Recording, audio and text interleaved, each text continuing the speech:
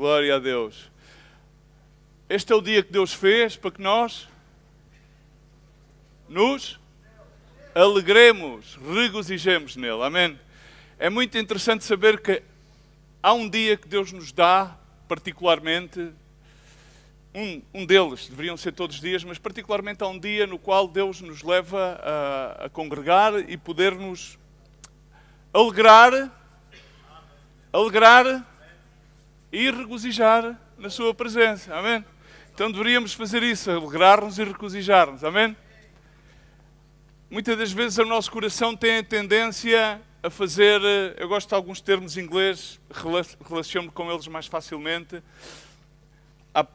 Às vezes penso que mesmo dentro da igreja evangélica fazemos como um pity party. Significa aquilo que Deus nos dá, que é as nossas vozes, o nosso corpo, as nossas mãos. Ele deu-nos isso para que nós possamos honrá-lo e glorificá-lo. Ou seja, nós todos fomos criados à imagem e semelhança de Deus com o propósito de poder honrá-lo e glorificá-lo. Diz a palavra do Senhor que quando os fariseus viram que Jesus Cristo ia entrar triunfalmente em Jerusalém e diziam-lhe ao céu, eles mandaram calar as pessoas e Jesus Cristo respondeu-lhes, se eles se calam, as pedras louvarão o Senhor. Amém? Então é bom saber porque há sempre, então nós temos que entender que dentro de nós tem que haver um novo cântico, um novo louvor ao Senhor. Amém? Glória a Deus. Estamos cá, esse telefone também é um telefone abençoado, que Deus o abençoe. Tudo faz parte de louvor, todos os sons são sons de louvor para o Senhor. Eu quero iniciar, não sei se estarei ou não no outro fim de semana, mas queria iniciar, o título da mensagem será a parte 1, Joelhos dobrados rompem cadeias. Quero falar sobretudo sobre a ação do Espírito Santo, porque tendencialmente todos nós gostamos de uma métrica, de uma rítmica, e gostamos de que todos tenhamos de alguma maneira debaixo daquela chave da ordem. Queremos inclusive ordenar-lhe a Deus, mas é impossível ordenar-lhe a Deus. É impossível que a criação diga o que fazer ao Criador. Queria, se Deus me permite, começar a iniciar, ou seja, ver um bocadinho e analisar a vida de José, nomeadamente quase todas as pessoas resumem a vida de José a uma frase e dizem que da cisterna ao palácio. E com isto querem resumir a vida de José. De uma cisterna ao palácio do faraó. Mas a vida de José é rica em todos os seus detalhes. E queria ir ao verso 20 de Gênesis 50. E antes disso, ou melhor, lemos a palavra e depois oramos. Vós, na verdade, intentastes o mal contra mim, porém Deus o tornou em bem, para fazer como vedes agora, que se converte muita gente, que se conserve muita gente em vida. Amém? Isto é aquilo que José termina por dizer aos seus irmãos que ante ele procuram misericórdia e também procuram essa misericórdia com joelhos dobrados, e vamos ler estes versículos anteriormente, mas procuram essa misericórdia com uma mentira e acercam-se a José com uma mentira. Amém? Senhor Jesus, agradecemos o privilégio de, Senhor, de sermos chamados teus filhos. Tu deste-nos autoridade para ser filhos do amado, para sermos teus irmãos, Jesus. Tu és o primogênito de entre muitos. É com humildade que queremos estar com os nossos joelhos dobrados, uma atitude no nosso coração, na nossa mente, para que sejas tu a tomar suprema autoridade e possas vir transformar, produzir frutos nas nossas vidas, frutos dignos de arrependimento. E podíamos oferecer-te muitos sacrifícios, Senhor, mas não é isso que te comprasse. A ti compraste-se um coração quebrantado e humilhado diante de ti. Tal sacrifício, Senhor, tu não me expressas, e é dessa maneira que vimos a ti, como vasos quebrados nas tuas mãos e restaurados por ti. No nome de Jesus, amém. Amém? José era o mais amado dentre todos os irmãos. Tinha muitos irmãos e irmãs, mas nomeadamente era o mais amado deles todos. José era filho de Raquel, aquela a quem Jacó amava. José, seu pai preferia-o. Evidentemente, diz a Bíblia que era o filho da sua velhice. E às vezes nem sempre bom é ser preferido.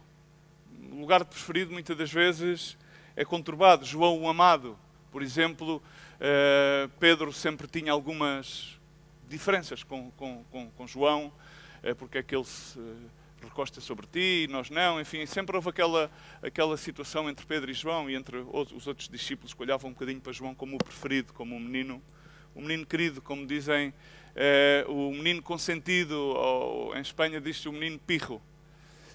Ou seja, José não fez nada em especial para mais ter nascido de Raquel.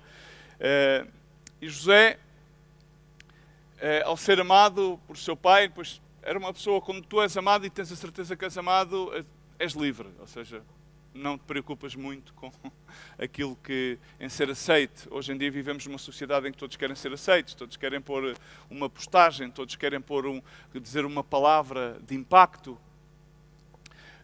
para se darem a conhecer, mas sobre todas as coisas porque querem ser aceitos. Vemos como muitos de nós, quando chegamos ao Senhor, é-nos difícil entender como é que Deus nos aceita conforme nós somos. E às vezes caminhamos na vida mesmo querendo no Senhor com essas dificuldades no nosso coração. Mas José era aceito por seu pai e isso causava aos seus irmãos a inveja. E mais quando José vem dizer aos seus irmãos que tinha tido um sonho e que eles, ao fim e ao cabo, terminavam por dobrar os joelhos diante dele. E mais ainda, não só isso, vem-lhes dizer que no sonho também via como o sol e as estrelas se dobravam diante dele. Não é? E eles começaram de uma forma sarcástica, a brincar com ele, para não dizer a palavra correta, a gozar com ele, e é quando Deus decidem, bom, lá vem este o do manto, porque o seu pai deu-lhe um manto especial, devia ser um Gucci ou um Prada muito tapiçado, ou seja, uma coisa assim muito fora do normal, de design, uma roupa de design, que chamava a atenção por todos. E aí, claro, os seus irmãos, era mais uma forma de terem inveja dele. Conspiraram contra ele, queriam-no inclusive chegar a matar. Rúben diz não podemos manchar, não podemos derramar sangue, até que terminam por fazer com que José, vou fazer um resumo, todos vocês conhecem a história de José. José termina dentro de uma cisterna. Depois dessa cisterna, José, enfim, enquadrando em que Jacó, quando recebe a notícia, diz que rasga as suas vestes, põe-se em silício, os filhos e as filhas querem-no consolar e ele nega ser consolado, porque não lhe podia entrar na cabeça que o seu filho tivesse desaparecido. Jacó recusa a sua consolação, até que depois, mais tarde, vemos como José termina na casa de Potifar. Fazendo aqui uma longa história curta, na casa de Potifar havia o Potifar e a mulher do Potifar, que era a Otifar, para fazermos aqui uma giga-joga em inglês, nem irmos para português, porque quando começa por P, depois termina cá aqui, as sílabas das palavras tornam-se complicadas. A Otifar era Ot e estava a ver se conseguia com que José lhe prestasse mais alguns serviços em casa que não fossem só as limpezas e os arrumos, não é? E José, evidentemente, recusou, e todos nós sabemos que ele termina então depois preso, acusado pela mulher de Potifar, a Otifar, que lhe disse então, e terminou preso na prisão do faraó. Na prisão do faraó, o faraó naquela altura também mandou prender, nomeadamente o copeiro-chefe e o padeiro-chefe, por umas situações que não lhe agradaram, e estes homens tiveram sonhos, nomeadamente foi José que os revelou.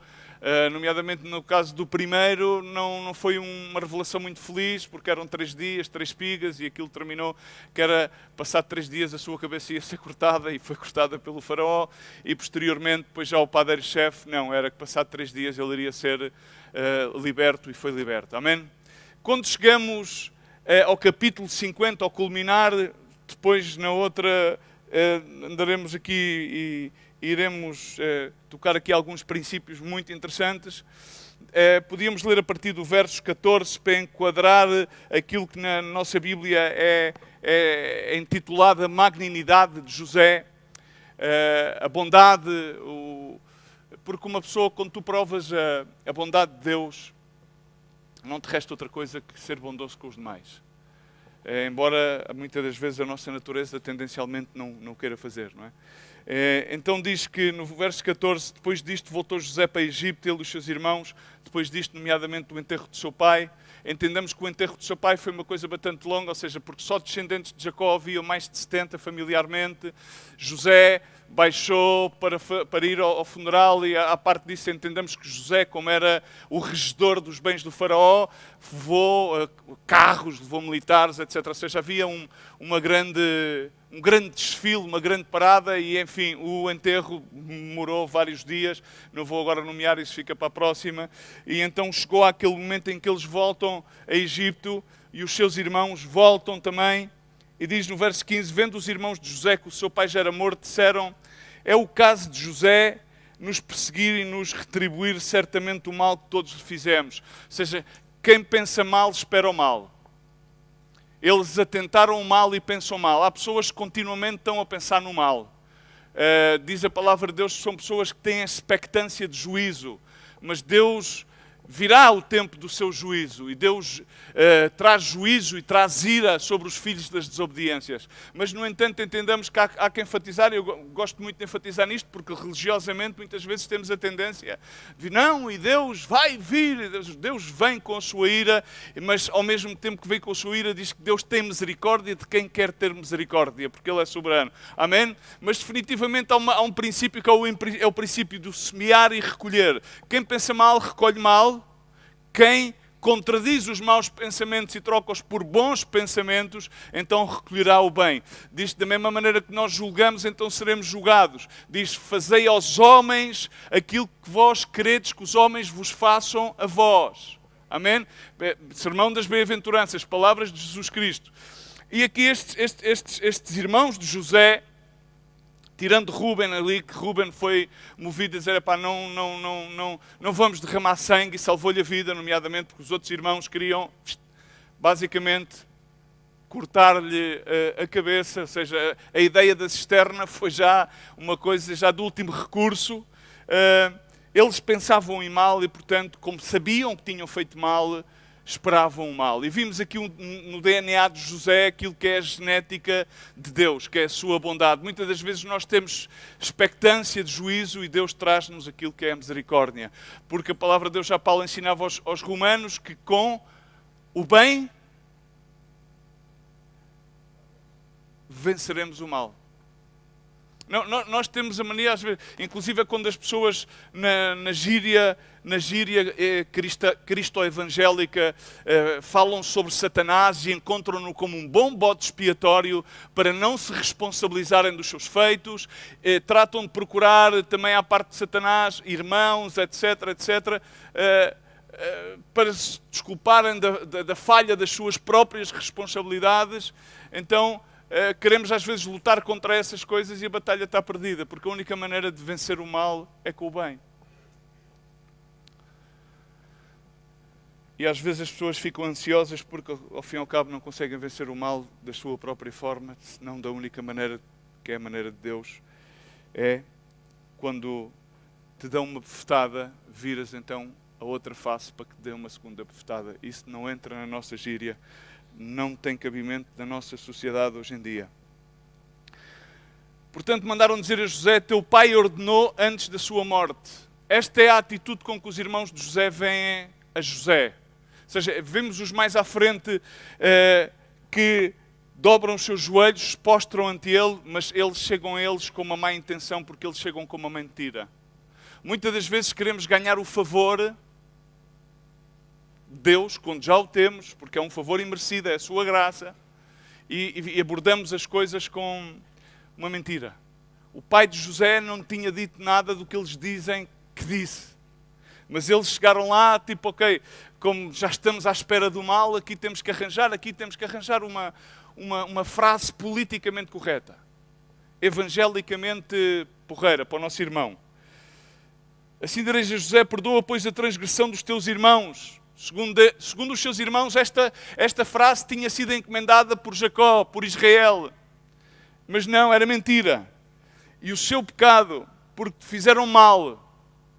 Agora, pois, te rogamos que perdoes a transgressão dos servos de Deus, de teu pai. E José chorou enquanto lhe falavam. José chorou porque José sabia que aquilo era mentira. Às vezes nós desenvolvemos conversações entre irmãos e entre pessoas e vimos que a pessoa vem com um halago, com não, porque não, se tu és isto e tu és aquilo, e na realidade é completamente diferente. A conversa vem de uma maneira totalmente diferente. E José, aqueles que são nascidos do Espírito, que vivem pelo Espírito, o Espírito Santo vai-nos dando algum discernimento quando nós não entorpecemos a nossa mente e os nossos sentidos e as nossas emoções e as deixamos que sejam governadas por Ele. Mas José aqui fica compungido no seu coração e chora porque vê como os seus irmãos vêm com uma intenção má. Vêm-lhes relatar uma mentira e ao mesmo tempo vêm com a expectância que ele atuasse da mesma maneira que eles atuariam. Muitas das vezes há pessoas que chegam ao pé de ti e vêm com essa expectância. Não sei se é muitas vezes porque realmente não conseguem comprovar a bondade de Deus, o quão bom Deus é, ou simplesmente querem viver continuamente numa pity party, uma festa de autocomiseração.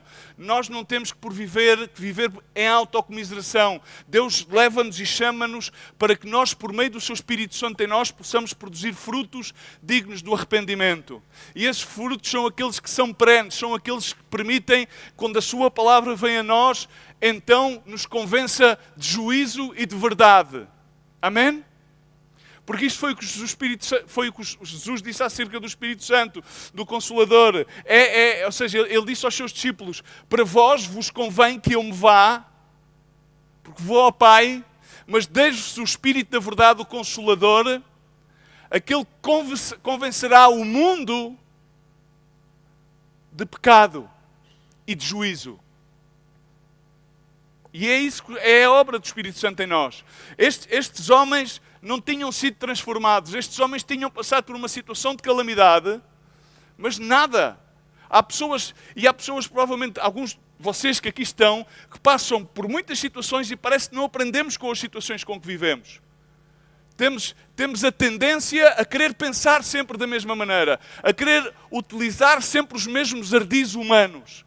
Subimos aos púlpitos para utilizar um ardil humano e não deixamos que o Senhor nos guie por meio do seu Espírito. Não permitimos que Deus venha à nossa vida e simplesmente faça aquilo que tem que fazer. Aquilo que Deus quebra, Deus repara. Aquilo que o homem quebra, provavelmente nenhum homem conseguirá reparar.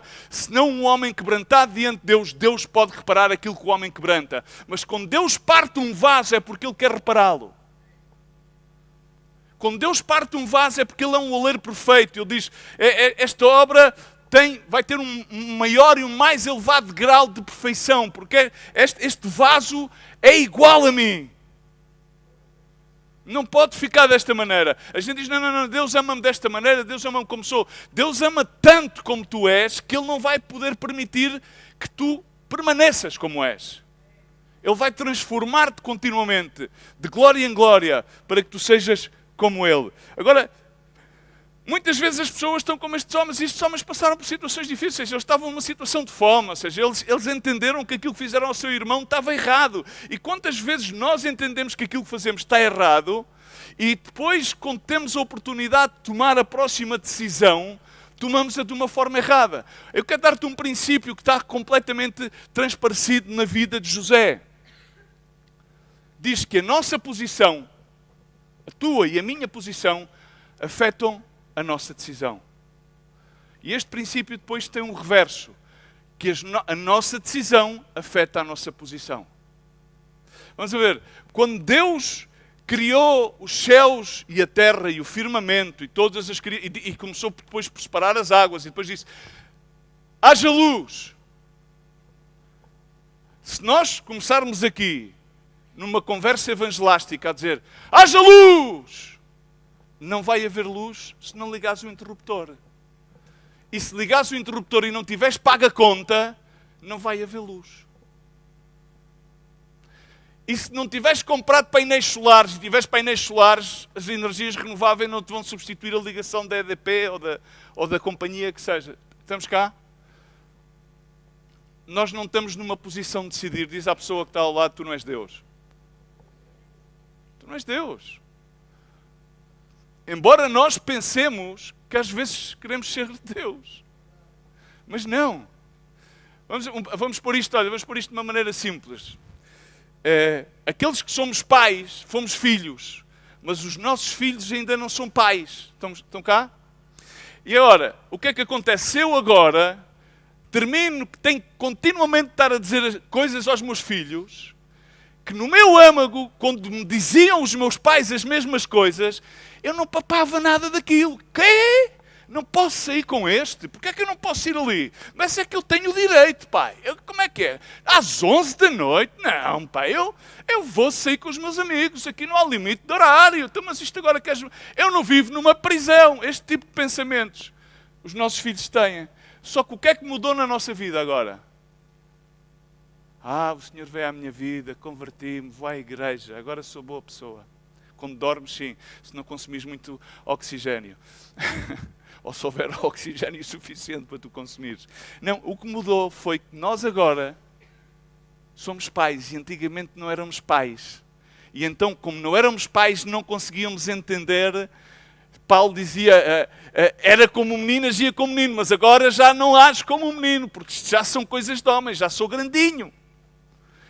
Não sei se me estás a entender. Então todas as nossas decisões, por exemplo, quando nós temos autoridade no ministério, somos ao pastor e temos que exercer alguma tipo de governo e condução sobre a vida de outras pessoas. Todo aquele que está à autoridade está debaixo da autoridade. Não há autoridade que não seja delegada. Nós temos de dar contas sempre a alguém, para além de Deus.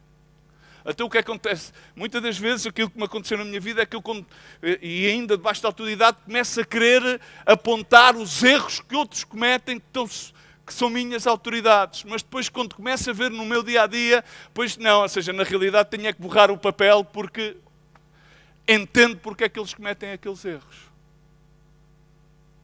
Não sei se me percebes. Às vezes, quando tu não estás na posição, é muito fácil dizer pai, olha ali, eu tenho o direito, faça assim, faça assim. Não, mas quando tu és pai, quando tu estás naquela posição, então começas a entender porque é que há certas e determinadas decisões, definitivamente, olha, uma coisa que nós dizemos assim muito à boca cheia, principalmente nós. Não, o amor ao dinheiro é a causa de todos os males, diz a Bíblia, é verdade? É ou não é? Não sei. Diz a Bíblia isso? Diz que a causa disso, que muitos amam o dinheiro, diz que o amor de muitos se esfriará. E nós dizemos, fazemos tudo, mas não fazemos nada? Eu faço isto, mas eu não faço por dinheiro. Quantos é que já disseram isto? Agora ia beber o álcool aquele. Se calhar era bom, não sei. Com um bocadinho de Coca-Cola. Era uma Cuba livre. Ainda não está bem livre, mas se calhar até é mais livre do que muitas democracias. Mas enfim, isto é só uma parte, é uma piada. De mau gosto. Onde é que eu ia? Eu sei. Talvez alguns tinham atenção. É fácil dizer isso, não é? É fácil dizer isso quando tens tudo. É muito fácil. É muito fácil do alto da nossa suficiência dizer... Eu faço isto, não faço, eu faço por amor. Dinheiro não. Pois tens tudo. Mas é que se não tivesse absolutamente nada, provavelmente tinhas que fazer aquilo que tivesses que fazer. Cortar unhas, limpar traseiros e muitas outras coisas para pôres pão na mesa. Estamos cá. Então às vezes temos que medir as coisas. Porque nós temos que fazer aquilo que temos que fazer. Agora, há certas e determinadas coisas que é preciso pensar bem antes de começar a largar postas de bacalhau congelado da Noruega. É a minha verdade. Olha, pois tens tudo, o que é que há de fazer por dinheiro? Tens tudo, ligas a luz, tal. Podes dizer, faça-se luz, porque sabes que vai fazer. Agarras no telemóvel, não tens que o carregar, está pago, montas-te no carro, olha, tens seguro, mas não pagaste o seguro. Não fazemos nada por dinheiro. Mas o dinheiro é que paga tudo aquilo que nós usamos no dia-a-dia. não o amamos. É um mal necessário, é um bom servo e um mau mestre. Estamos cá? Então, definitivamente, a nossa posição afeta as nossas decisões, tal como as nossas decisões afetam a nossa posição. Vimos isso, por exemplo, na vida dos irmãos de José. Eles estiveram numa posição que, ao serem mais do que um, que eram muitos todos juntos, puderam decidir fazer algo totalmente errado, que depois veio a afetar as suas vidas. Que, segundo as consequências da nossa mente humana, era que eles, sim, tu fizeste isto, então agora, a gente também não te vamos mandar para um alçapão, mas se calhar vamos-te mandar ali para a EPL, que fiques lá até que se ponha ao sol durante todos os dias da tua vida, até que a morte te separe desta terra. Era aquilo, é os parâmetros da justiça humana. Agora, o juízo e a justiça de Deus foi abençoá-los. Amém? Ok? Tudo redunda no verso 20, mas nem tudo é o verso 20. Agora, tudo tem um processo. Tudo tem um processo. Eu recordo-me quando eu e a minha esposa não tínhamos filhos, até tínhamos cães lá em casa, era ou não era? Tínhamos cães. Os cães eram... Nós já não estávamos muito ansiosos, mas Deus tinha-nos dado uma promessa que a gente não atendia, que está escrita em Jeremias 32, 37. Esta promessa entendemos que é para os remidos de Sião, para o povo hebraico, não é? Diz que conquervarei-vos todas as terras, pondo-vos lancei da minha ira, no meu furor, na minha grande indignação, tornarei a trazê-los a este lugar, a esta terra, para que eles habitem seguramente. Eles serão o meu povo e eu serei o seu Deus. Lembra-se uma coisa que aqui os irmãos de José apresentam-se depois no final da sua frase de justificação como servos de Deus. Estamos cá? Ok. Então dar-lhes-ei um coração, um só caminho, para que me temam todos os dias para seu bem e para bem dos seus filhos. Ou seja, quando tu não tens filhos e sabes que a partir do prognóstico é tipo uma vez num milhão de vezes que aquilo resulte, e depois sabes que à parte disso tens mais algumas complicações genéticas que são complexas, e provavelmente tu, por muito, ou seja, não vou estar aqui a bancar o da fé, não, tenho fé, não, com as fé, a gente já tínhamos abandonado, ou seja, resignámos, pois será, mas também fomos espirituais, desculpa, que seja aquilo que Deus quiser. E estávamos conformes, não tínhamos qualquer ansiedade, não é? E então, que temam farei com eles uma aliança eterna, segundo o qual não deixarei de lhes fazer o bem e porei o meu temor no seu coração para que nunca se apartem de mim. Alegrar-me-ia por causa deles e farei bem plantá-los firmemente nesta terra e todo o seu coração e toda a minha alma. Porque assim diz o Senhor, assim como faz vir sobre este povo todo este grande mal, assim lhes trarei todo o bem que lhes estou prometendo. Ou seja, os irmãos de José trouxeram mal sobre José. Esperavam mal, isto foi uma promessa, ou seja, mas nós aqui não estávamos à espera do mal, estávamos somente à espera de bem, porque depois também em Jeremias diz que os pensamentos de Deus para nós são pensamentos de bem, glória a Deus. Mas isto foi uma promessa que Deus nos deu pessoalmente a mim e à minha esposa, quando nós nos casámos. Depois recebemos a notícia do processo, não havia possibilidade, a minha esposa teve que fazer uma cirurgia, eu tinha abertamente, uma contagem baixa de elementos criaturícios de multiplicação, a coisa estava complicada, não é? Ou seja, consequências da velha vida, ou da vida fora da graça, ou da vida de pecado, como tu queiras saber. Então, estes homens não estavam na nossa situação, mas ao fim e ao cabo eram povo de Deus, eles consideravam servos do Deus Altíssimo, tinham recebido, segundo eles, iriam receber, o raciocínio deles era, olha lá, o pai disse isto, não nos faças mal, estás a ver? Ok, porque eles estavam à espera do mal, da mesma maneira não estariam à espera de que Deus lhes desse esta benignidade por meio do seu irmão José, que aquele mal que eles esperavam, todo o mal, fiz vir sobre este povo. Entendemos que no tempo de Jeremias havia, o que é que acontecia? O povo estava sobre cativeiro. E estares cativo não é agradável, estás preso não é agradável. Então, Deus diz, ok, trarei-lhes todo o bem que lhes estou a prometer. E isto aconteceu à vida dos irmãos de José, que esperavam o mal, que estavam numa situação má, que fizeram passar José por uma situação horrível, o qual desencadeou um processo na vida de José, que o levou àquele lugar, que o levou àquela posição. A gente pensamos posição, que o levou àquela condição.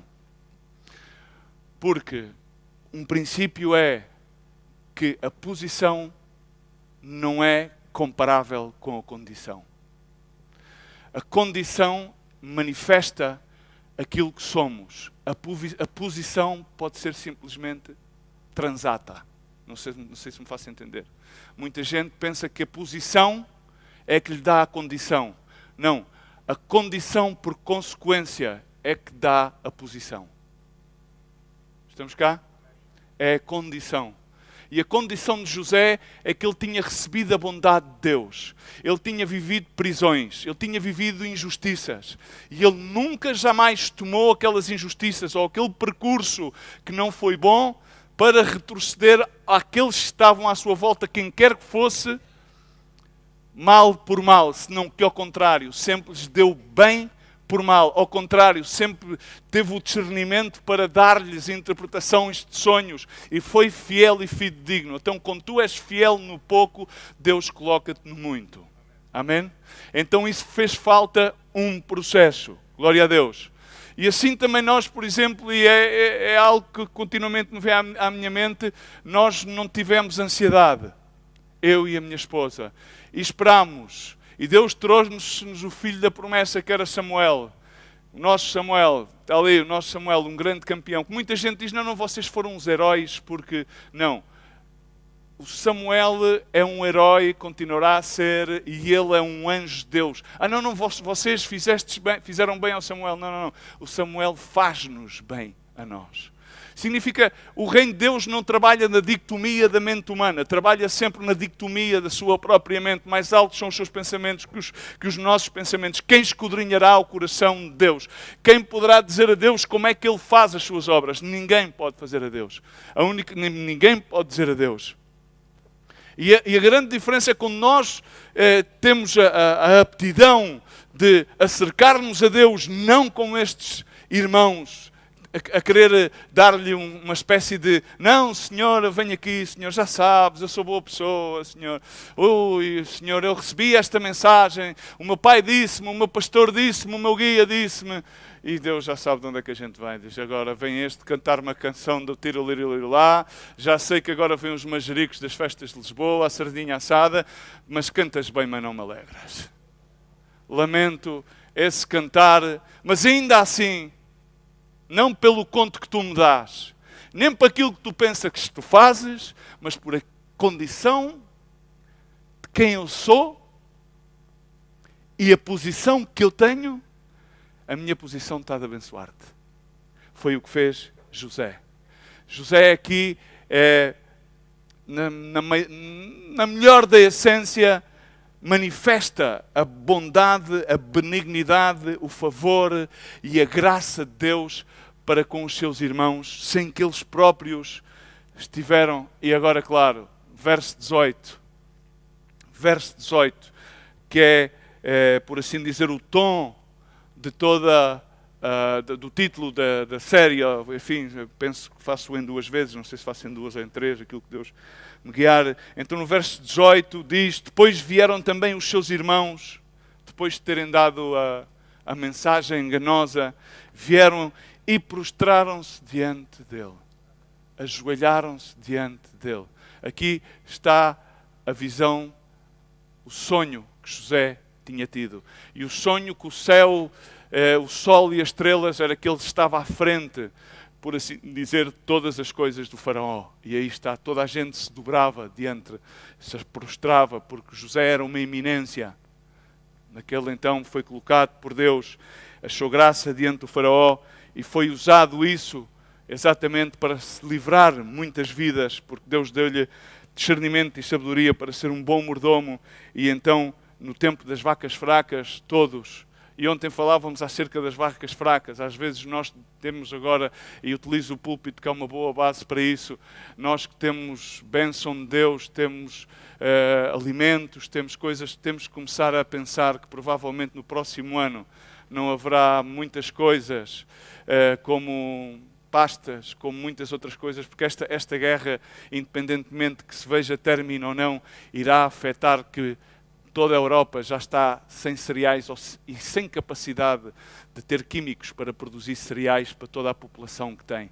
Então é bom que nós aprovisionemos. Uma coisa que fez José foi que José aprovisionou, porque ele tinha a visão do tempo que iria vir, iria ser um tempo difícil. E ele aprovisionou e teve todos os celeiros que pertenciam ao faraó de maneira que a fome e a miséria que assolava a terra pudesse ser providenciado com saídas. E também por isso nós, como servos de Deus, devemos também pensar nisso e não simplesmente pensar da abundância que temos, porque é muito fácil fazer as coisas sem que seja por dinheiro, quando nós temos tudo aquilo que o dinheiro pode comprar. Amém? Então devemos ter esse discernimento e essa perspicácia também para aprovisionar, porque temos uma responsabilidade não só para com aqueles que são irmãos da fé, mas também com muitos outros que ficarão a passar graves necessidades, e nós temos que estar sempre dispostos e ter o suficiente, não só para nós, mas também poder compartilhar com os demais. Amém? José, nesta situação, responde-lhes aquilo que os outros não estavam à espera de ouvir. Todos nós sabemos o que é que ele respondeu. O que é que ele respondeu? Verso 19, não temais. Acaso estou eu em lugar de Deus? Porquê é que eu faço esta pergunta aos irmãos?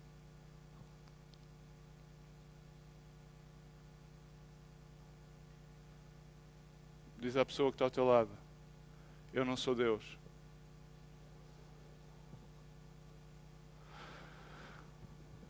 Quando nós nos encontramos em muitas circunstâncias e muitas situações que às vezes similares, como a de José, porque a história de José tem dois parâmetros. Normalmente os predicadores contam-na sempre pelo parâmetro de José. Agora eu quero-te contar um bocadinho e ilustrar um bocadinho aquilo que é o parâmetro dos irmãos. Porque nós tanto agimos como os irmãos como José. Bom dia. Nós tanto agimos como os irmãos de José como José. Ousadamente direi que grande parte das ações que vejo é mais como as dos irmãos de José do que como as de José. Bom dia. Mais como a dos irmãos de José do que como as de José. Sim, José podia ser um bocadinho brat. Vocês entendem a expressão brat? Alguém me ajuda a traduzir, Sandra? Ajuda o que? Brat é empertigado. Podia parecer empertigado quando era jovem, porque era mais amado. Então andava sempre todo elétrico. Tinha a certeza que o pai gostava dele. E isso chateava os outros, não é? Mas na realidade ele nunca teve maldade para com os irmãos. Nunca teve um espírito de competência. Ao contrário, os outros é que tinham um espírito de competência para com ele. Estamos cá? Os outros estariam um bocadinho atenebrecidos já ao Espírito Santo e provavelmente José estaria bastante a favor dos ventos do Espírito. E o Espírito Santo é aquele que nos conforta, é aquele que nos consola, é aquele que nos guia. E José entendeu, e quando lhes dá esta resposta significa, estava-lhes a dizer, olha, aquilo que vocês decidiram fazer-me, na realidade, para a minha vida, estava a ser guiado pelo Espírito Santo. José agora estava a ver da perspectiva dele, significa o Espírito Santo usou-vos numa má decisão aparente que colmatou para que Deus fizesse a obra na minha vida. E agora vai usar-me para abençoar-vos a vós e salvar a muitas pessoas da morte. Sim? Agora, nós quando estamos em situações difíceis, não conseguimos entender que talvez pode ser a consequência de decisões inapropriadas da nossa parte, ou desacertadas, ou fora de tempo, mas depois não conseguimos entender. Às vezes queremos usar aquele verso, não, Romanos 8, não, porque tudo opera para bem daqueles que são chamados conforme o seu propósito. Amém, aleluia! Mas quando estamos na situação, parece que aquele versículo já não faz tanto sentido, mas na realidade é que Deus está a iniciar, a fazer, ou está no meio de um processo na tua vida, e esse processo é para que não colmates somente para o teu bem, mas para o bem de muitos. E para que tu depois possas aprender a tomar decisões não guiadas pelas tuas emoções ou por aquilo que tu entendes, mas guiadas pelo Espírito Santo e pelo entendimento de qual é a boa, perfeita e agradável vontade de Deus na tua vida, porque a tua vida age então em consequência de benefício das demais. Porque o Espírito Santo, que é o Consolador, ele é o Deus de toda a consolação, ele traz-nos consolo e conforto, para quê? 2 de Coríntios, porquê? Para que nós possamos consolar e confortar os outros. A nós tinham-nos dito que nós não íamos ter hipótese de ter qualquer filho. Não foi esse o motivo pelo qual nós ficámos com o Samuel, não o adotámos, ficámos como nosso filho. Ficámos com o nosso filho porque o Senhor deu uma palavra à minha esposa e disse, olha, toma-o e ama-o. Ama-o e toma-o. Ama-o e cuida-o. Pois as mulheres são mais exatas, mais matemáticas, mais cirúrgicas. Porque é importante. Porque era difícil quando tu vias, ou seja, as pessoas quando querem adotar uma criança, normalmente querem uma criança sem problemas, não sei, tipo aquele prototipo do bebê da Johnson, ou de olhos azuis. Nós sabemos, em Guatemala, os americanos iam lá, mas queriam tudo aquilo que era os outros, isto não tem problema, não. Tratavam as crianças como objetos. Era difícil, Samuel não tinha nem... tinha 1 quilo, não era 1 quilo e 100, 1 quilo e 400, pois 1 quilo e 400. Esta parte eu devia ter pedido para ela me ajudar, mas ela está ali e ajuda. Então o que é que acontece? Era difícil, parecia um macaquinho, só tinha pelo, não podias lavá-lo, olhavas para ele, eu não conseguia tocar, enfim, eu não gosto de tocar em nenhum bebê, acho que são muito frágeis. E depois dizem, ai que bonito, desculpem lá, mas não são nada bonitos. Não consigo vê-los bonitos, são todos iguais, tudo iguais, são mucosos, saem-lhe mocos por aqui, saem-se por aqui, babam-se, vomitam. Não tem piadinha nenhuma. Agora, se for um borracha, é diferente. É a minha perspectiva, se calhar, olha, julga-me, criquita, mas é assim que eu sinto. Ou seja, está bem, parece, não sei com o que é que se parece, se calhar parece com muitos outros cá que são iguais. Uns podem ser mais vermelhos, outros podem ser mais tostados, outros podem ser... Não sei como é que saiu do forno, depende das horas. Foram 9 meses, 7, 6. Quantas horas é que foram à coadora? Saem mais gordos, mais magros, mas aquilo, olha, por aqui, está sempre a sair. Muito mais do que o que entra. É muito complicado. Assim que eu não ajudei muito a minha mulher a mudar fraldas. Algumas tive que mudar, mas foi mais pelo compromisso do que pela disponibilidade. Essa é a verdade, não é? Então, na realidade, quando nos disseram aquilo, nós, para lá, e aconteceu todas estas coisas, e depois, claro, estávamos felizes da vida, e na verdade, quando ele começou a ficar equilibrado da sua situação médica, depois de muitas viagens e muitas coisas, ainda me lembro, por exemplo, do falecido esposo da Zoita, que eu não estava, não sei, Deus fazia sempre as coisas dessa maneira, não era que eu fugisse, eu estava a fazer alguma coisa, ou ia de viagem com o Rabi para aqui ou para ali, estava 2 meses, ou um mês e tal fora, e era nessas alturas que o Samuel tinha dupla pneumonia, ia para o hospital, e não havia quase ninguém, eram 7 gatos pingados que havia na obra naquela altura, e lá ia o Pedro, que ficava lá durante a noite, para a minha mulher ir descansar um bocado, e aquilo era uma giga-joga, depois ele durante o dia ia trabalhar como outros quaisqueres, e a Sandra revezavam-se, e eu nunca estava nessas situações, mas Deus usou sempre outras pessoas para ajudar, pessoas às quais eu tenho mais profunda gratidão. E então depois, posteriormente, todas essas peripécias que a minha esposa tem que reconhecer que teve muito mais valor, por isso eu não sei qual é que é o vaso frágil, se sou eu ou se ela. Eu acho que provavelmente sou eu, embora possa parecer o contrário, mas acho que elas têm muito mais capacidade para suportar certas determinadas situações do que nós homens e são muito mais valentes do que nós.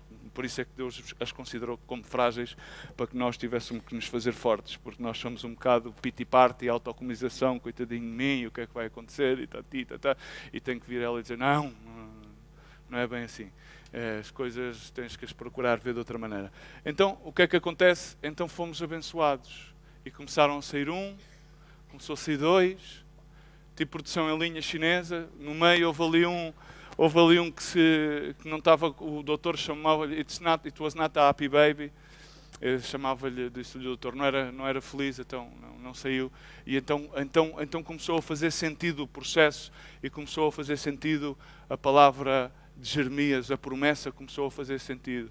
E agora virá o resto, há mais um processo, não sei quantas dores, algumas houve durante sempre o processo, inclui dores, as dores de parto acontecem, mas há que estar sempre ali na expectativa que Deus vai fazer e operar e colmatar com o bem, sempre, amém? Ainda que muitas das vezes as nossas decisões não sejam as mais acertadas, inclusive nos levem a situações desastrosas, quando nós dobramos os joelhos, genuinamente, então as cadeias são rotas. Todas. Mas não são as cadeias dos outros, são as tuas e as minhas. As que nos atam no coração, a que nos atam na mente. Continuamente vêm cadeias que se ouvem a quererem atar-nos, poder comprovar quão grande e maravilhosa é a benignidade e a bondade de Deus. Então o verso 20 ecoa continuamente, que é aquilo que foi intentado por mal contra mim, dizia de José, porém Deus o tornou para bem. Até as situações mais desastrosas em que nós nos metemos, cuidado, não é o diabo, não é porque alguém a nível do organigrama ministerial decidiu que tínhamos que deixar de fazer desta maneira para fazer da outra maneira, porque Deus é soberano e tem controle sobre todas as coisas. E enquanto nós devemos estar sempre continuamente na nossa ansiedade a dizer, e porquê, Senhor, e porquê? Não, deviam estar a perguntar, Senhor, mostra-me para quê? Mostra-me para quê? Porque o para quê é o importante. O para quê é o fruto, é o resultado do processo do tratamento de Deus nas nossas vidas. Pode ser enfermidades, pode ser situações desastrosas no matrimónio e na família, com os filhos, pode ser a nível laboral, pode ser das mais diversas maneiras. Quando nós dobramos os joelhos honestamente diante de Deus, com o coração humilhado, quebrantado diante de Deus, Deus rompe as cadeias. E aquilo que era para mal, então Deus transforma para bem. E Deus pode transformar a great mass in the biggest message. Às vezes o português é muito difícil, eu prefiro predicar em inglês, porque, ou seja, pode transformar a maior confumação na maior mensagem de esperança que exista. Entendes? Ou seja, mas a confusão não a criou Deus, a confusão criámos a nós mesmos. Peço perdão. E então também as palavras do salmista começam também a fazer sentido, porque o salmista no Salmo 34:19 dizia: muitas são as aflições do justo, mas o Senhor de todas as livra. Nós não queremos viver as aflições do justo. Nós queremos ser vitoriosos. Amém? Estão cá ou não estão? Bom dia! Nós queremos estar na vitória, queremos sempre chegar ao fim e dizer: nós já ganhamos o campeonato. Olha, este ano somos do Porto. Somos do Porto. Ser do Benfica não dá, nem do Sporting, que são derrotados. O Porto é que ganhou, então somos do Porto. É um bocadinho a vida do cristão, é querer estar sempre com o campeonato ganho. Então muda de equipa. Eu, como sou um bom cristão, mudo de equipa cada vez que ganho uma. Não, eu não ligo nada ao futebol, enfim, por isso posso brincar com isso. Acho um espetáculo que é como na antiga Roma. Era circo e pão e agora aqui é futebol e Superboc. E a malta fica contente com o futebol e Superboc e não nota o que é que passa à sua volta. É só o futebol, mais nada. Mas não, nem futebol nem Superboc, ok? Cada um no seu, cada macaco na sua árvore e agora também vem a gripe do macaco e não sei o que mais. Enfim, não, é mais outra nova. Então o que é que acontece? Sim, vamos ter aflições. É necessário que, através de muitos padecimentos e tribulações, entremos ao reino dos céus. É ou não é? Mas o salmista dizia isto, vivenciando. Há muitas frases do salmista que são um bocado, inclusive, arrogantes. Ou seja, porque o livro dos Salmos, ao fim e ao cabo, transparece aquilo que é a essência humana. Ou seja, David não tem problema de se mostrar, quando está irritado, queixa-se, faz 30 por uma linha, quer dizer-lhe a Deus quase o que é que ele tem, mas também muitas das vezes está quebrado e entende, ou seja, isto tem um propósito e diz todas as aflições do justo são muitas, mas todas as livrará o Senhor. No Salomão, que também entendeu isso, enfim, à sua própria maneira, também aprendeu à base de cachaçadas. O que é que ele terminou por dizer no Provérbios 24:15? 7 vezes cairá o justo e se levantará, mas aquele que é perverso ou aquele que é iníquo será derrubado pela calamidade. Então, à vida do justo poderá vir calamidade, poderá vir queda, mas Deus levanta-o. Porque aquilo que é intentado para mal, então Deus transforma-o em bem. Amém? Queria ler aqui alguns salmos. Ou seja, David, no meio da rebelião de Absalão, seu filho, ora a Deus e diz, responde-me, Salmo 69:16, responde-me, Senhor, pois compassiva é a tua graça. Volta para mim segundo a riqueza das tuas misericórdias. Não escondas o teu rosto ao teu servo, pois estou atribulado. Responde-me depressa. Aqui identificas-te com isto, Senhor. Pressa, à rasquinha. Não somos a geração rasca, somos a geração que estamos sempre à rasquinha. Queremos depressa. Ao toque do telefone, ao toque do iPad, ao toque de um enter. Queremos um clique e já aproxima-te da minha alma e redime-me e resgata por causa dos meus inimigos. Tu conheces a minha afronta, a minha vergonha e o meu vexame. Todos os meus adversários estão à tua vista. O opróbrio partiu o meu coração e desfaleci. Esperei por piedade, mas de balde, por consoladores, e não os achei. Ele termina por dizer, ou seja, procurei pessoas que tivessem empatia comigo e não encontrei ninguém. Mas esta oração é uma oração para mim que a forma como ele estava a fazer era com um tom de queixa. Senhor, vê lá, tem que ser depressa, já viste na situação que eu estou, já viste esta que me está agora a fazer o meu filho, é mais uma, mais outra, já estou cansado, Senhor. Mas ele colmata em que não encontrei consoladores. Significa que procurou no outro lado. E muitas das vezes aquilo que tu fazes quando estás na tua festa de autocomiseração, procuras gente que te dê empatia, te dê votos, para dizer-te coitadinho de ti. Coitadinho de ti. E isso parece-te que ainda tens mais. Coitadinho, não. Agora, acaso poderás tu, dizia o Senhor através de Jeremias, acaso poderemos nós retirar uma pinta de um leopardo?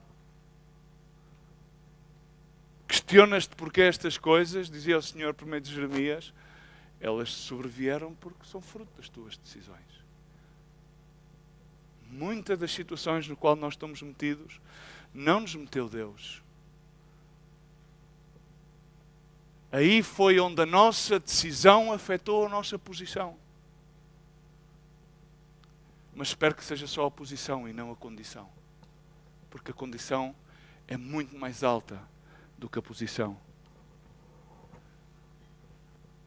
Tu achas que os irmãos de José estavam arrependidos? Pareciam arrependidos? Não, ou seja, quando uma pessoa está arrependida não precisa de mentir. Não precisa de adornar. Meter flores no discurso para dizer, não. Simplesmente quebra-se e assume a sua responsabilidade. Pai, contra ti, somente contra ti pequei contra ti. Como dizia o salmista, os meus pecados estão diante de mim dia e noite. Não se podem esconder. Não se podem varrer por baixo do tapete. Isaías 57, 14 diz: dir-se-á, aterrai, aterrai, preparai o caminho. Tirei os tropeços do caminho do meu povo, porque assim diz o alto, o sublime, o que habita a eternidade, o qual tem nome de santo. Habita no alto e santo lugar, mas habita também com o contrito e habito de espírito. Quantas vezes permites que o teu espírito seja abatido, esteja contristado? Quantas vezes tens disponibilidade para te quebrantar?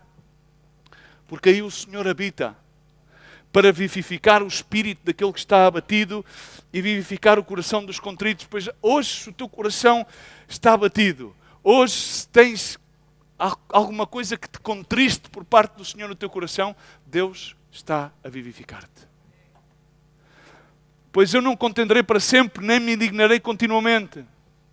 Porque, de contrário, o Espírito finharia diante de mim e o fogo de viga que eu criei. Ou seja, se Deus fosse aquele Deus que muitos de nós e muita religião vende como um Deus que está aí vingativo, a ver como é que te... Não, ele diz, não contenderei para sempre. Sim, eu vou-te corrigir, mas o propósito de eu corrigir-te é com misericórdia e com verdade. E a misericórdia manifesta a minha bondade e a verdade corrige os teus passos. Para quê? Já vamos ver, para que os nossos joelhos... Os joelhos dobraram-se. Porquê é que é tão importante a vénia do joelho dobrado? Desportistas, o Luís Chaves, por exemplo, que ele jogou basquetebol. O que é que nos dá a capacidade de encestar? Imaginas-te uma pessoa a jogar basquetebol e encestar assim? O que é que nos dá o impulso? Os joelhos. Para jogar golfe.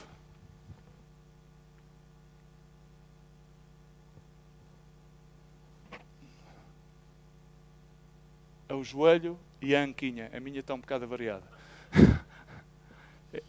Está nos joelhos. Está nos joelhos. Daí... Mas vamos, é uma curiosidade. Mas por causa da dignidade da sua cobiça eu me indignei e feri o povo. Escondi a face e indignei-me, mas rebelde seguiu ele no caminho da sua escolha. Muitas das vezes vamos sempre de acordo às nossas escolhas, de acordo às nossas decisões. Mas eu tenho visto os seus caminhos e o sararei, também o guiarei e lhe tornarei a dar consolo, a saber àqueles que deles choram.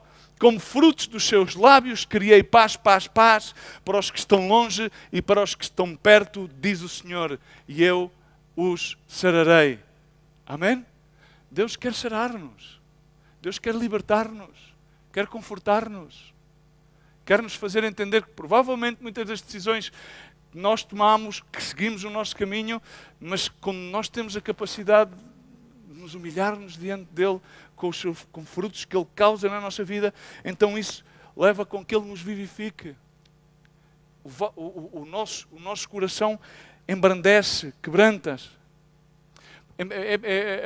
As cartas do apóstolo Pedro à igreja perseguida é tremenda. Uma das vezes ele diz, amados, não vos estranheis o fogo ardente que surge no meio de vós, destinado a provar-vos.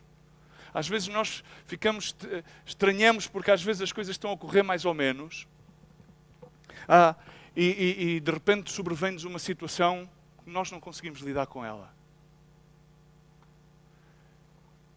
E começamos logo, Não, vem a provar a condição de sermos filhos de Deus. A condição. Não é a posição que temos de ranking social, ministerial, não é a nossa reputação, não. Isso tudo pode esvair-se. Mas a condição de filho, ninguém nos tira. Amém?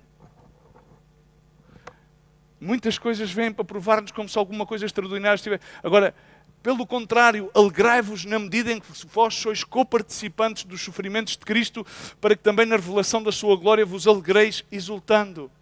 Diz-me uma coisa, José foi participante, ainda não tinha vindo de Cristo, foi participante. José é uma imagem de Cristo. Sansão é uma imagem de Cristo. A diferença foi que Sansão buscou-se a sua própria ruína. Mas depois é a imagem do Cristo crucificado no templo de Dagon e o avivamento das primeiras 3.000 almas que foram convertidas por meio do poder do Espírito Santo através do discurso de Pedro. É incrível como Deus continuamente nos dá imagens através daquilo que nós chamamos de antigo para aquilo que será o novo. Amém? Deus continuamente é sensível. Deus, no livro dos Êxodos, no livro de Juízes, apesar da dureza e de serviço do seu povo, ele dizia continuamente: ouvi os gemidos dos filhos de Israel. Suscitei-lhes juízes para livrá-los das mãos dos inimigos. Porquanto eu compadecia-me deles. Deus levanta homens para poder compadecer-se do seu povo. Da mesma maneira que levantou a José. O salmista dizia que o Senhor ouve o clamor dos justos e o livra de todas as suas tribulações. O salmista dizia: quando eu digo resvala-me o pé, a tua benignidade, Senhor, sustenta-me. Quem? A benignidade de Deus. Mas queria ir terminando com versos que todos nós conhecemos. Na primeira carta de Pedro, no capítulo 5, a igreja estava a ser perseguida e então Pedro escreve aos presbíteros, aos anciãos, para governarem a grei de Deus, sem fazê-lo de forma abusiva, sem ser por força, sem serem pendencieiros. E no verso 6, depois de lhe dar as instruções de como deveriam governar, há pessoas que às vezes dizem: bom, porque é que isto não vem à minha vida? Porque se eu tenho um percurso assim, sabe? Ou seja, às vezes esquecemos que durante o nosso percurso, mesmo quando governamos outros, a maneira como os governamos. Muitas vezes as coisas vêm-nos à nossa vida porque nós intentamos-as contra as vidas dos outros. Porque há... não é Deus, não é Deus, foste tu próprio. Porque essa é uma lei espiritual, da maneira como nós esquecemos da maneira como nós adressamos os demais, como os governamos. Não é? Humilhai-vos perante, portanto, a poderosa mão de Deus para que Ele em tempo oportuno vos exalte. Esta parte é aquela parte depois colorida, pois não, vamos humilhar-nos e tal, mas depois vem a parte 7, o verso 7, que diz: lançando sobre Ele toda a vossa... Não, diz lançando sobre Ele, quando tinhas ansiedade, lança sobre Deus, não toda a nossa ansiedade, porque nós temos sempre algum grau de ansiedade na vida. Porque Ele tem cuidado de vós. E agora, no verso 8, vou ler e depois... sede sóbrios e vigilantes. O diabo, o vosso adversário, anda em derredor como leão que ruge,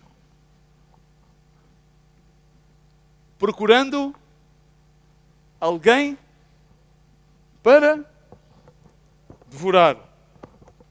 Nós normalmente queremos lutar contra o mal. Não, a gente... Às vezes até, não, vamos lutar contra as injustiças, vamos fazer 30 por uma linha, vamos ser ativistas, vamos ser o cúmulo desta terra, somos os iluminados.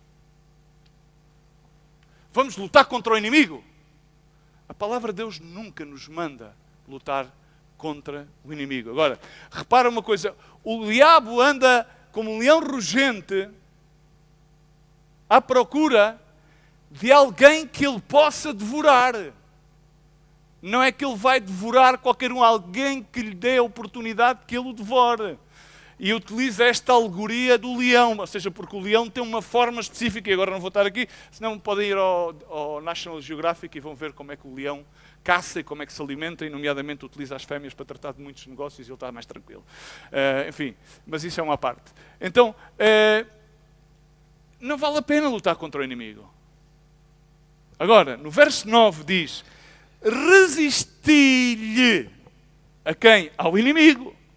Firmes na fé, certos de que os sofrimentos iguais aos vossos estão-se cumprindo. Quantas vezes, quantas vezes as pessoas dizem, mas é que eu estou a passar por isto, estou a passar, e a mim ninguém não quer, e a mim não sei o quê.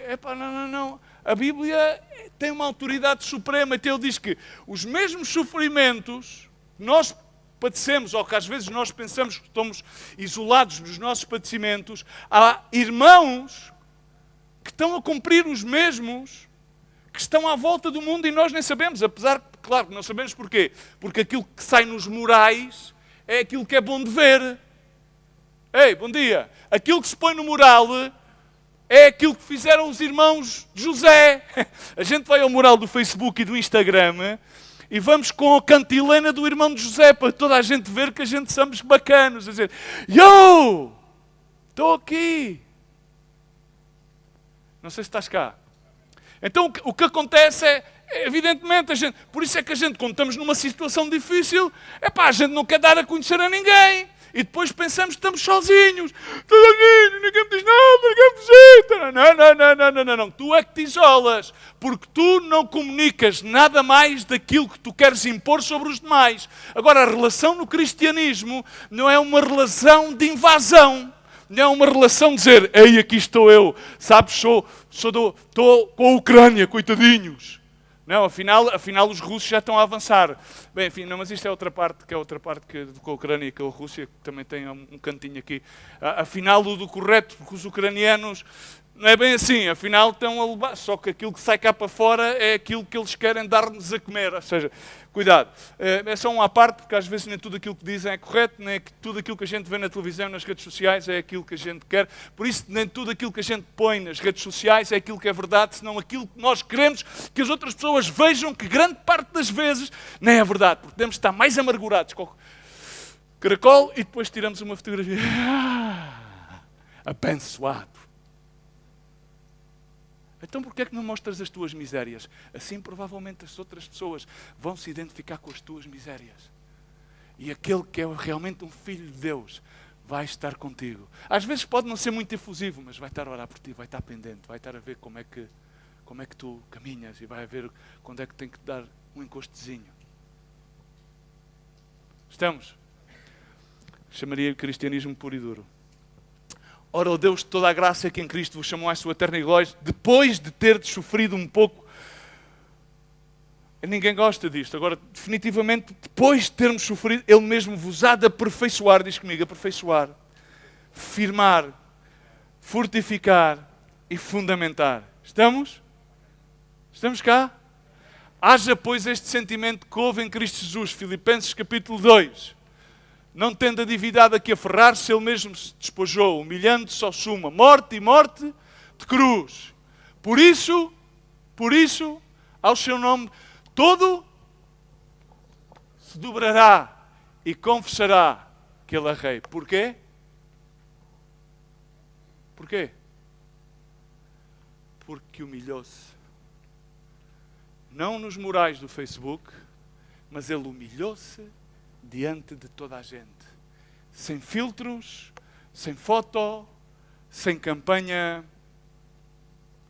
Ele foi à cruz do Calvário humilhado. Por isso, todo o joelho se dobrará. E diz a palavra do Senhor que Paulo dizia aos Efésios: portanto, vos peço que não desfaleçais. Isto seria bom. E pedi aos irmãos que subissem e termino. Não desfaleçais nas minhas tribulações por vós, pois nisso está a vossa glória. Aparentemente a igreja de Efésios passava uma situação em que entristecia-se por saber que Paulo estava preso. Por esta causa me ponho de joelhos diante do Pai. Paulo punha-se de joelhos diante do Pai para fortalecer as demais pessoas. Às vezes é fácil que nós nos ajoelhemos, como os irmãos de José, nos prostremos, porque simplesmente queremos procurar o favor, queremos impactar e sabemos que essa postura, essa posição é adequada. Sabemos, ensinaram-nos Disseram-nos, inclusive, que é bom lavar os pés às pessoas e é bom talvez começarmos a fazer aqui uma cerimónia de lava-pés.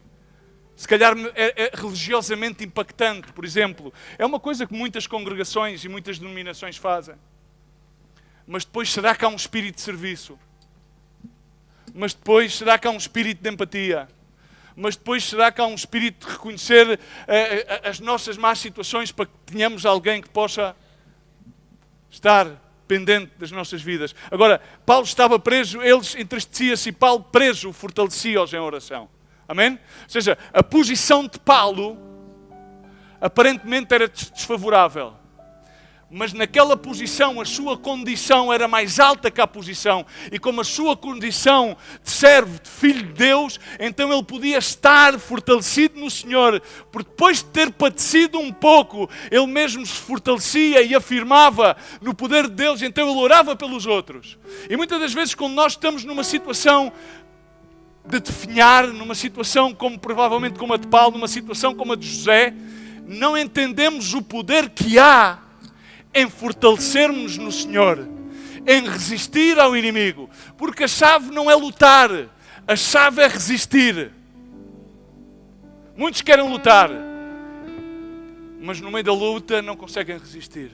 Então é melhor treinarmos-nos em resistir, porque quando resistimos no meio de qualquer circunstância, seja de luta, seja de quebra, seja de sucesso, o diabo fugirá de nós. Porquê? Porque tendo-nos humilhados nós e tendo o mesmo sentir que houve em Cristo Jesus, a ansiedade veio, mas não nos dominou. Há muita gente que tem problemas de ansiedade, porque simplesmente não se humilham como Jesus Cristo se humilhou. Hoje é tempo em que tu podes humilhar-te, não como os irmãos de José, mas de acordo àquilo que é para glorificar a Cristo. Eu não vou pedir que te ponhas de joelhos, senão ao contrário vou pedir que te ponhas de pé. Fecha os teus olhos. Porque a palavra de Deus convida-nos a que nós fortaleçamos as mãos fracas e que firmemos os nossos joelhos vacilantes, porque os nossos joelhos é aquilo que é a mola que suporta, não é as pernas, é o joelho, aqui na flexibilidade do joelho, a capacidade que temos para andar, para continuarmos a resistir. E os joelhos que estão trêmulos não conseguem resistir. Qualquer coisa a gente dá um toque e as pessoas caem porque têm um joelho trêmulo. Às vezes podes ter um problema na anca, como teve aí Jacó, enfim, que saiu de lá com a anca tocada, mas os seus joelhos continuaram a suportá-lo no seu caminhar. Amém. Glória a Deus. Então é tempo que nós fortaleçamos as nossas mãos e as possamos levantar aos céus. E fortaleçamos também os joelhos no sentido que eles não têm que estar trêmulos. Eles têm que ter a capacidade de se dobrar diante do Senhor. E na capacidade de se dobrar, aí está tudo. Porque aquele que se humilha, Deus o exalta. Amém. No seu tempo, aquele que se humilha tem capacidade de resistir. Porque aquele que é poderoso para fazer infinitamente mais do que tudo aquilo que pedimos ou pensamos que Ele pode fazer conforme o seu poder, Ele é aquele que opera em nós. Não és tu, não sou eu. Então deixa que seja o Espírito Santo e não tenhas um discurso como estes irmãos de José. Ao contrário, dispõe-te a humilhar-te genuinamente. Deixa que seja o Espírito Santo aquele que te conforta e que te leva a quebrantar, porque é necessário que Ele esteja no meio de nós. Porque esse Espírito Santo é aquele que nos convence de juízo, de pecado e que nos leva a quebrantar, porque são os frutos dignos de arrependimento que nos levam a estar numa postura de joelhos dobrados. Ainda que estejamos em pé, a nossa atitude do nosso coração é estarmos com os nossos joelhos dobrados diante do Senhor, porque Ele é poderoso para fazer muito mais abundantemente daquilo que nós podemos imaginar ou mesmo pedir. Amém? Então eu quero convidar-te a que nesta manhã tu possas dobrar-te diante do Senhor. Não aí de joelhos, não aí. Fecha os teus olhos. E enquanto adoramos, Ele vai fazer a obra. Não sei qual é aquilo que podes ter que apresentar diante do seu altar da graça, tu mesmo saberás. Aqueles irmãos estavam à espera de mal, eu não sei se tu estavas à espera de algum mal. Não sei se estavas à espera de algum tipo de castigo de parte de Deus. Não sei se estavas à espera de algum tipo de reproche. Ou provavelmente estavas à espera de algum tipo de exaltação e não veio e provavelmente estavas a dar passo na tua vida emanasse e brotasse uma raiz de amargura. Não, José não se amargou. Não se amargou porque Ele já estava experimentado em todo o tipo de humilhações. Assim que eu quero convidar-te nesta manhã, a que tu aí onde estás possas orar a Deus. Vamos orar juntamente, mas tu mesmo, diante do Senhor, enquanto adoramos a Deus, humilha-te diante dEle. E continua a resistir. Continua a resistir. Pai, no nome de Jesus. Senhor, queremos agradecer-te, Senhor, por cada uma das vidas que aqui estão, Senhor. Senhor, queremos continuar a aprender, Senhor, de Ti, a aprender contigo, Senhor. Senhor, independentemente da posição, Senhor. Senhor, que a condição de sermos chamados Teus filhos amados, Senhor, seja mais alta, Senhor. E, Senhor, e possamos sempre oferecer-te, Senhor, sacrifícios vivos, agradáveis a Ti, Senhor. E esse sacrifício vivo, Senhor, não são holocaustos, Senhor. Não é isso que Tu procuras, Senhor. Senão é a obediência à Tua palavra. E a obediência, Senhor, é queremos mostrar-nos, Senhor, tal como somos, quebrados, humilhados, necessitando de Ti, Senhor. Senhor, coloca em nós a empatia, Senhor, para com o próximo, Senhor. Ajuda-nos, Senhor. Ajuda-nos, meu Deus, a resistir a todos os ardis do inimigo, Senhor, a todas as trampas que queira vir contra as nossas vidas. Ajuda-nos a resistir, Senhor. Ajuda-nos a resistir, Senhor. E não me permitas, meu Deus, que a ansiedade domine os nossos corações, Pai, no nome de Jesus. Queremos sentir como Tu sentes, Senhor. Para poder, Senhor, humilhar-nos como Tu te humilhaste, Senhor.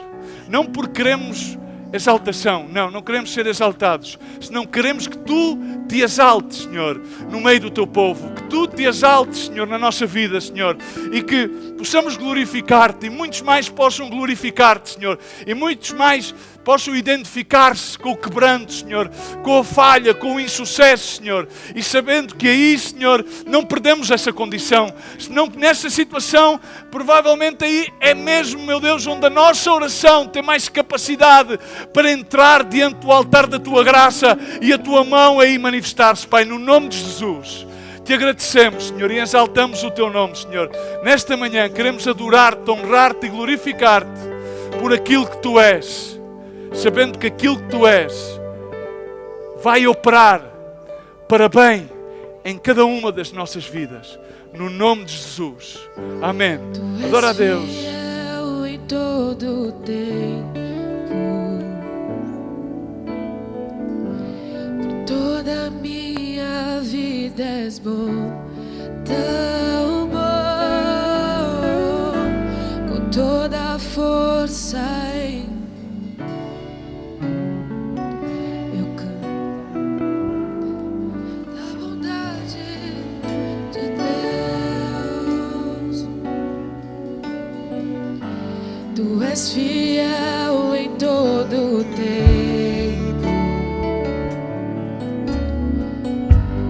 Toda a minha vida és bom, tão bom, com toda a força em minha alma. Eu cantarei da bondade de Deus.